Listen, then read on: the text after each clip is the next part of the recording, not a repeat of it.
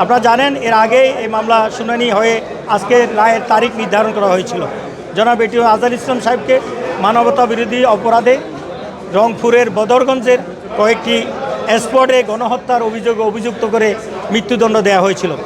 এর আগে মৃত্যুদণ্ড হয়েছে, তারপরে তার এই আপিলটাও খারিজ হয়েছে, তারপরে রিভিউ করা হয়েছিল এবং সেই রিভিউ পর্যন্ত যথার্থভাবে বিবেচনা করা হয়নি। পরবর্তীতে এই নতুন অ্যাপিলেট ডিভিশন গঠন হওয়ার পরে আমরা পুনরায় এটাকে রেস্টোর করার আবেদন করেছি এবং রিভিউ শুনানি করেছি।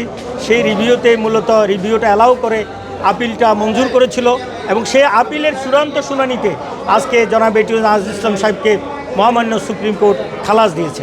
এর আগে আমরা যে রায়গুলো দেখেছি জনাব কাদের মোল্লা সাহেবের এবং অন্যান্য মাওলানা মতিউর রহমান নিজামী সাহেব, মীর কাসেম আলী সাহেব, এই সমস্ত মামলাগুলোতে আমরা দেখেছি যে অ্যাপিলেট ডিভিশন রায় দেওয়ার পরেই পূর্ণাঙ্গ রায় বের হওয়ার আগেই শর্ট অর্ডার দিয়ে তাদের মৃত্যুদণ্ড কিন্তু কার্যকর করা হয়েছে। তো যেখানে দ্রুততার সাথে এর আগের আসামিদের মৃত্যুদণ্ড কার্যকর করা হয়েছে, আমি মনে করি এটিএম আজহার ইসলামকে তার চেয়েও কম সময়ে দ্রুততার সাথে মুক্তি দেওয়ার ব্যবস্থা আশা করি আমাদের আদালত করবে।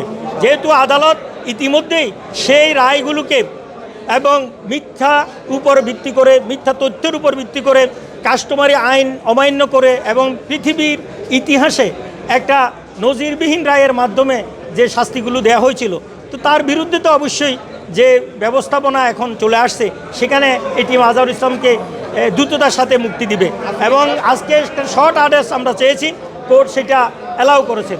যদি শর্ট আদেশটা আজকের মধ্যে যায় তাহলে কালকের মধ্যেই জনাব এটিএম আজহার ইসলাম মুক্তি পেয়ে যেতে পারেন।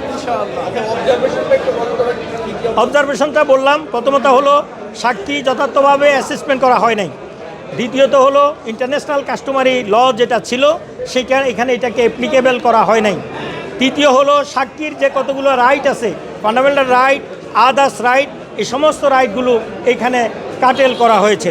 তো এই রায় এই মোটামুটি অবজারভেশনটা এই ছিল যে এটা মূলত সত্যের উপরে মিথ্যাকে চাপিয়ে দিয়ে এই রায়টি দেওয়া হয়েছে, যে রায়ের মাধ্যমে আমাদের ভারত উপমহাদেশের যে ক্রিমিনাল জুরিসপ্রুডেন্সের যেই বিচারিক পদ্ধতি, সেই পদ্ধতিটাকে চেঞ্জ করে দেওয়া হয়েছিল আগের রায়গুলোতে। এই অবজারভেশনটাও মহামান্য অ্যাপিলেট ডিভিশন দিয়েছেন।